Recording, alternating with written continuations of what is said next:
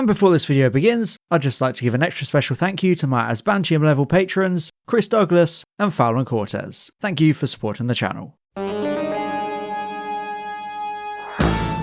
while ago, I made a video about how Doctor Who should eat itself. It was all about how the show could revisit a lot of the previous episode ideas and adapt them or remake them to achieve their potential and take advantage of some proven success. What it wasn't about is how Doctor Who should just become excruciatingly reliant on its past in every way possible. And yet, that's what's been happening for a couple of years now. Despite the 15th Doctor's era being designed and marketed as a jumping on point, a fresh start for people to get into the show, just like how it rebuilt itself from the ground up all the way back in 2005 with Series 1, it's safe to say that isn't the case. When David Tennant was announced as returning alongside Donna, I knew Doctor Who was banking on nostalgia to restore a lot of public interest in the show.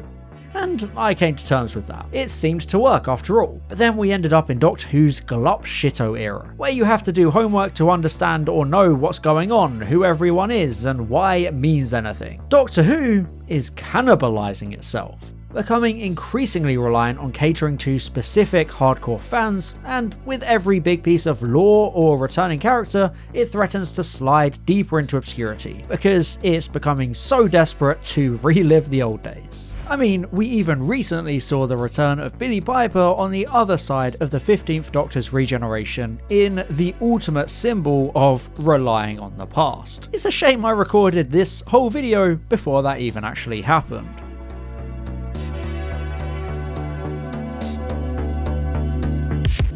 When Doctor Who returned in 2005 after years of obscurity and mockery, the obvious aim was to appeal to a whole new audience, since the fans that had watched Classic Who now had children, or grandchildren, of their own with no idea what a Dalek or a Cyberman was. The 2005 revival was fully aware of the need to start Doctor Who from fresh all over again, not being able to rely purely on nostalgia and fond memories to carry it forward. It had to rebuild itself from the ground up like it was a brand new show. And this is the biggest reason it was such a quick and incredible success. Staples of the show like the Doctor, the TARDIS, the Sonic Screwdriver and Daleks were all brought back, but in ways that introduced them as completely new. The Autons came back as the first monster, but they weren't shown to be a legacy villain. They had the same presentation as new monsters like the Slitheen or the Reapers. The Doctor had a traumatic dark past and the Daleks were implied to be involved with it, but you didn't have to know anything other than what the show itself was presenting to you. It all made complete sense as a self-contained thing, introducing and refining its own lore. Sure, there were Easter eggs like the Invasion Cyberman helmet in Dalek, but when the Cybermen did show up, they were given their own separate origin story as an introduction. Series 1 to 4 used a lot of nostalgia, sure, but none of it was forced, and it all made complete sense within its own world. It laid its own foundation of lore and world building as a self-contained 4-series show, simply drawing upon the firepower of existing monsters as tried and true concepts,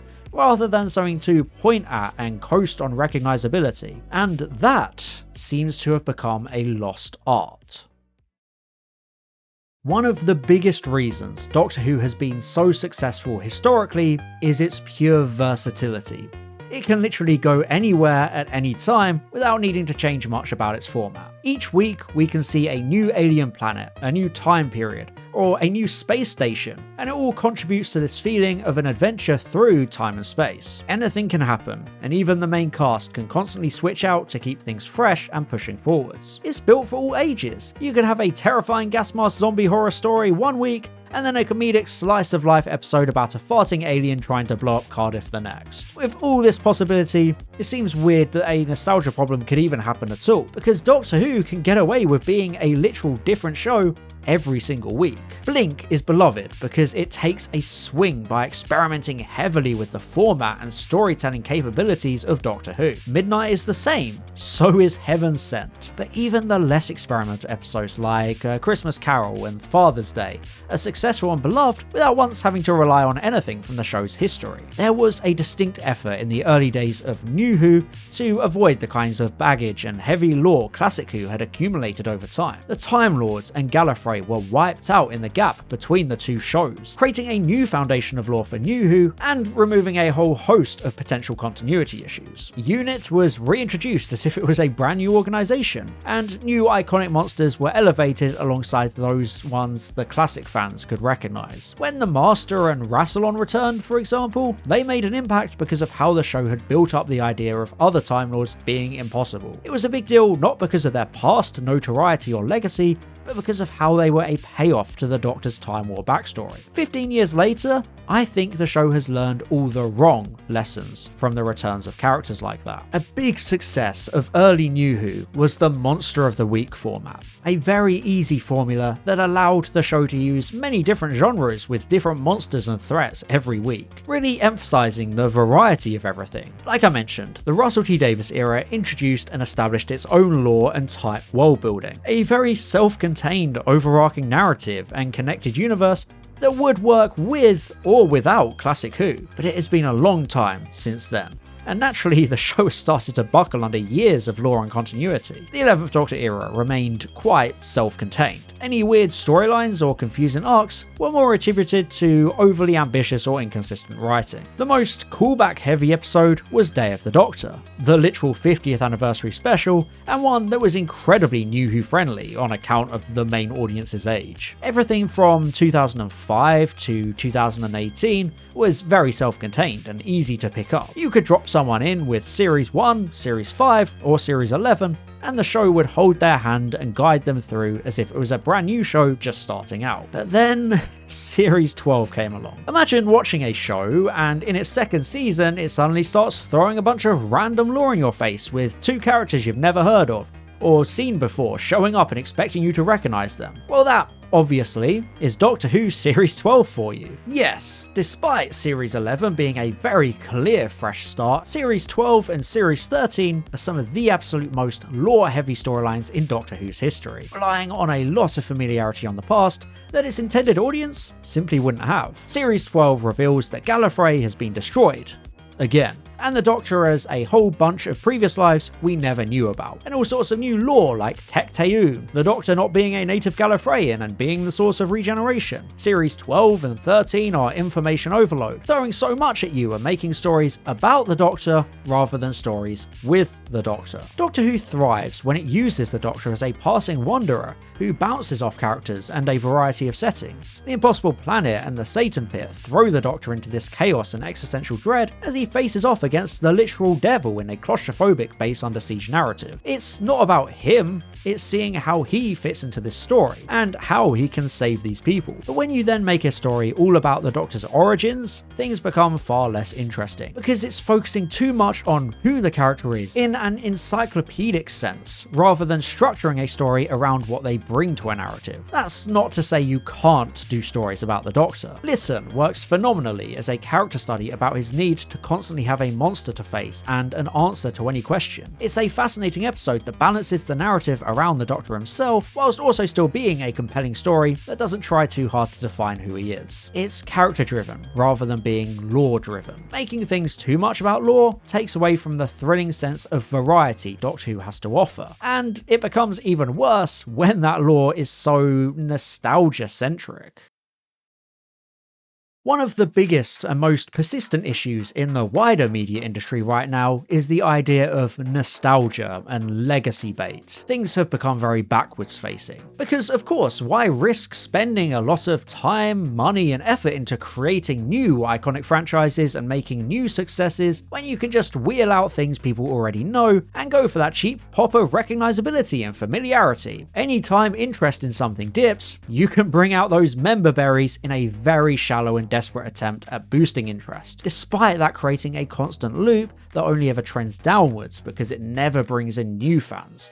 It only slows the rate of the existing fans leaving. This is unfortunately where Doctor Who has found itself in recent years. Power of the Doctor is a special celebrating the centenary of the BBC, yet it acts like a special celebrating Doctor Who as a whole. It's full of character returns and familiar monsters. The Master is there, the Daleks are there, and the Cybermen are there too. And for the good guys we have UNIT again, Ace and Tegan returning from Classic Who, complete with Ace's baseball bat and jacket because apparently she hasn't changed in 30 30 years. There are hologram cameos from the 5th and 7th Doctors, and the episode even ends with even more returns. In amongst all these returns and callbacks and nostalgia, it loses track of being the 13th Doctor's regeneration episode, something that ends up just feeling tacked on to the ending. The cameos and memberberries only end up overcrowding the episode and distracting from the actual narrative. It's putting nostalgia to the forefront to cut corners and going for that short-term pop instead of trying to keep the show sustainable going forward. And now we find ourselves in an era fully defined by this kind of writing. When Russell T Davies returned to showrun Doctor Who, it's clear his immediate goal was bringing a lot of fans back into the fold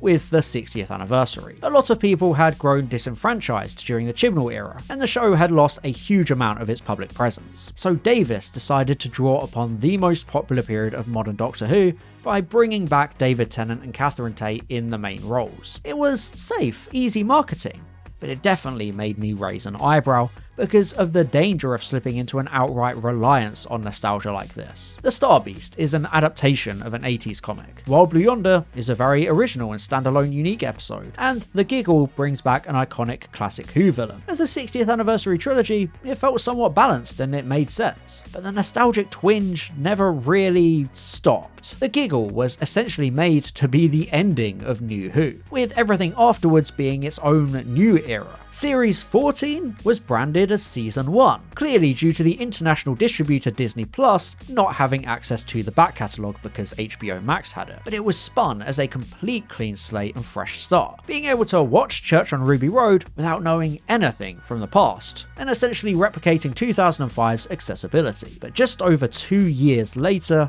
it hasn't been accessible at all in my opinion. Doctor Who has become fully reliant on nostalgia and drawing from the past, both immediate past like Maestro and long-term past like Sutekh and Omega. Classic Who characters who return as major villains in both 15th Doctor seasons and are treated like a big return despite not being reintroduced from the ground up and being characterized completely differently, clearly relying on name recognition alone. I mean, even the Midnight Entity from Series 4 was shoehorned into a completely unrelated episode just for the sake of it, because it's something people know already. Russell T Davies is essentially writing Doctor Who for himself now, or fans like him, who have nostalgia or reverence for the now distant past of Doctor Who. Take Mel Bush for example. Mel was a derided companion in the latter years of Classic Who, so because he's fond of that era, Davies brought her back for his new stint as showrunner to right the wrongs of the past and fix her just by having her constantly appear, even if she doesn't actually get to do much in the episodes. Unlike Sarah Jane Smith in Series 2, Mel's presence doesn't really contribute to the show outside of her being someone who was in the show before. Her reintroduction hinges on existing familiarity, even name-dropping a glop shito like Sabalom Gliss. The excitement of Mel's appearances lives in the writer's own nostalgia, not because the episodes do anything to make the audience feel emotionally invested in her. Both Chibnall and Davies have played to their own nostalgia for stories and characters from the 80s, essentially bringing their own childhood fanfiction to the actual show, even though the sense of reverence and nostalgia is lost on the actual main young demographic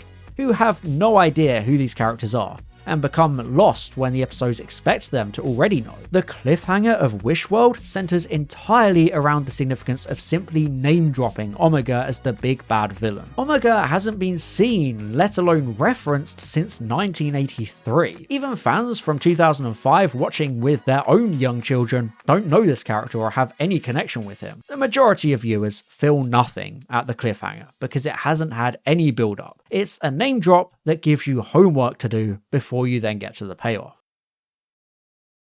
The Doctor Who Season 2 finale drops in 2 Ranis, Susan and Omega like a genuine fanfiction. The scripts assume the young audience of 10 and 12-year-olds will feel the same thrill as a 40-year-old hardcore fan when the name Omega shows up. Russell T Davies was a child when Omega first appeared. It's clear he would naturally have a lot of nostalgia and reverence for such a character, but it's also a character that only appeared twice, the latter of which was before a lot of the current audience's parents were even born. So rather than the episodes themselves properly establishing these returning characters and monsters, they rely on familiarity instead, which isn't there, with any new or younger audiences having to Google them or look up explanations on Twitter. It's frustrating because Doctor Who used to be so good at reintroducing old monsters for new audiences, but now it doesn't even really try. Rather than building memories for new childhoods, the writers are cannibalizing the show to write love letters to their own childhoods. When the season 1 finale has to grind the plot to a halt just so the characters can literally watch Sutek's previous story on a TV screen, you know you've done something horribly wrong. There's a wall of continuity and lore now that wasn't there before, and it's so alienating for the casual fans that make up the majority of Doctor Who's viewership. In a 2012 interview, Stephen Moffat explained he wouldn't want to bring back characters like the Rani because nobody knows who she is, so there's no point in bringing her back because it's overly reliant on the past. He said returns have to be self-explanatory, freestanding and clear for everybody, rather than assuming a paradoxical and pre-existing fondness for characters like Mel, Sutek or Omega.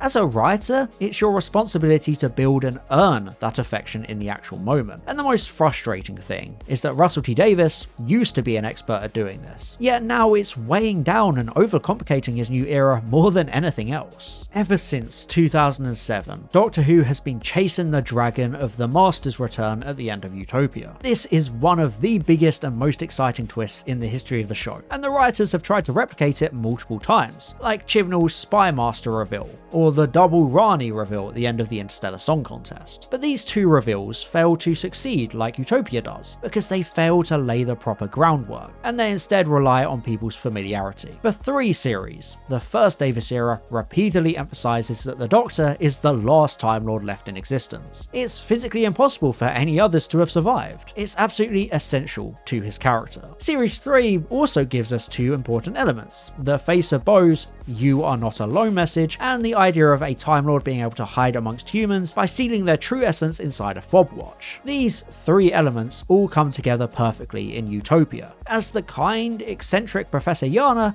is shown to have an identical fob watch, with the penny then dropping that the name is an abbreviation of Bo's message. It all falls into place, and then the Doctor expresses fear and terror at the idea of another Time Lord surviving, with Yana now becoming a sinister villain because he is the Master. If you're a Classic Who fan, the mere name drop of the Master is enough to sell the surprise. But if you're a new fan with no knowledge of Classic Who, then you need that foundation to understand his significance. To new fans like me at the time, it's significant because this is just an evil Time Lord. It's a reintroduction of the villain, rather than just bringing him back because of legacy. The script gives us a reason to care, regardless of whether or not this is a new or old villain. The first Davies era is full of these sensible returns. When Sarah Jane Smith returned in School Reunion, the whole narrative was focused on her identity as a former companion who was left behind. Again, the story writes her in a way that makes sense regardless of whether she's new or an existing character, which is why it's so accessible. She's not a cameo for the sake of clapping at something you already know. Even K9 isn't that in the same episode. Their presence changes and influences the story, not just decorating it with icons from the past. The central conflict is the idea of Rose realizing she's not the Doctor's first and only companion, emphasizing how old he really is and seeding the fact that Rose is going to depart at the end of the series. Sarah Jane is interwoven within the fabric of the episode. It bridges the gap between classic and new, but nostalgia has absolutely no role to play in it. Instead, the episode reintroduces the character for a new audience, and she then becomes her own unique character in the modern era, with her own successful spin-off, and now a whole new generation has nostalgia for Sarah Jane Smith. You can write Mel out of every single RTD2 era, and the plot is basically untouched. But if you write Sarah Jane out of School Reunion, the plot collapses because there's no story to tell. Sarah Jane's subsequent return in The Stolen Earth is a lot less significant, but that doesn't matter as much because she was already established as a recurring character. The current era is treating Mel like this despite her not having her own School Reunion to reintroduce and justify her presence in so many episodes.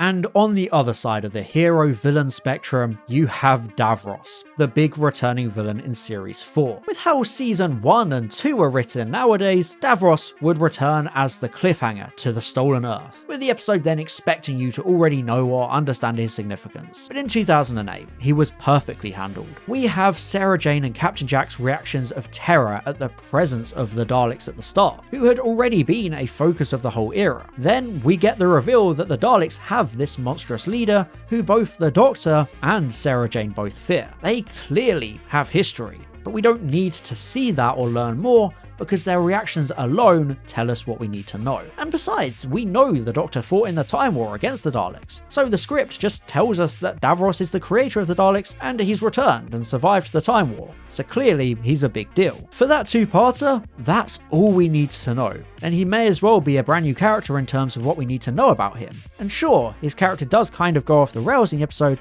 but not just because he's brought back as a legacy character. Sutekh and Omega, on the other hand, are fully reliant on their previous appearances for their presence to work in their respective finales. And even then, they don't share any real similarities with their previous characterizations. It's essentially the opposite of Davros in that past finale. They're introduced as existing characters, but then they act like brand new ones. They're not there to challenge the Doctor's morals or heighten genuine tension and add to themes. They're there because they're part of the show's lore already, so why not bring them back? Doctor Who is very much cannibalizing itself. Everywhere you turn, there's some sort of reliance on nostalgia and familiarity, and this has been going on for a while, since even during the 13th Doctor era, they kept on plastering the 10th Doctor on everything. The show hasn't tried to appeal to brand new audiences for quite a while now, despite how Season 1 and 2 are marketed. Instead, it's a hardcore Doctor Who fan writing stories for other hardcore Doctor Who fans. A circle jerk of returns and references that are lost on the wider audience who now have to keep up in a way they never had to do before when the show was actually at its most successful. Every Russell T Davies finale relies on a big returning villain, but it's night and day between his two stints on the show, catering to nostalgia with glup shitos and deep dives into the lore with stories about the Doctor, take away from the uniqueness and variety that should keep the show eternal and consistently fresh. A character returning should never be done just because. It should relate to the central conflict of the episode, deepen character or story arcs, and ignite unresolved tension. However, the Doctor sees Tegan and Ace against the Master, a character they both previously had traumatic encounters with in Classic Who, and does absolutely nothing with that. The story isn't about them being faced with this horrifying spectre of their past. It's just two characters being brought out from Chibnall's toy box in a complete cameo pile-up that collapses under its own weight. Nostalgia is becoming a burden in a lot of media. There are definitely ways to cater to it and use it as a tool, like Night of the Doctor, bringing back the 8th Doctor in a short online-only minisode, bridging the gap between the 1996 TV movie and the 50th anniversary. It caters to a niche, and it gets away with it because it's not essential content. The actual 50th anniversary special works just fine without it. It's just a surprise extra treat for fans, like a lot of those Classic Who box set trailers. But when you try to take those cameos or surprise returns and put them in the middle of actual Doctor Who episodes, it detracts from the quality of the stories, and alienates the audience by making them do homework rather than the actual episode giving these viewers a reason to care. I have nothing against bringing back old monsters and characters, but it's how you do it and when you do it that's the crucial detail this current era is very much missing. And of course, with things like the 60th anniversary in Season 1 and 2, featuring stories weekly replicating successful ones from the past, I also worry that Doctor Who is becoming too obsessed with reminiscing on its old glory and attempting to relive the good old days, rather than telling good new stories. You can't prop Doctor Who up on the house of cards known as nostalgia, because it will always collapse eventually. And right now we're in a very precarious position, since the show has tied its very future and hopes of survival and renewal on the modern audience's nostalgia for a companion from 2005, who now may or may not be the Doctor, depending on what Russell T Davies decides on a whim, and whether the show even gets the chance to resolve that cliffhanger. So it's all looking very bleak and very cannibalistic. And on that note, thank you very much for watching. I hope you enjoyed this video, and as always, I'll see you in the next one. Bye bye. And I'd just like to give an extra special thank you to my Asbantium level patrons, Chris Douglas and Fallon Cortez, my Diamond level patron Valtar, my Platinum level patron Matthew Burns, and all my Gold level patrons, Ben Salmon, Daniel Shillito, and James Aluya Waterhouse. Thank you so much for your support.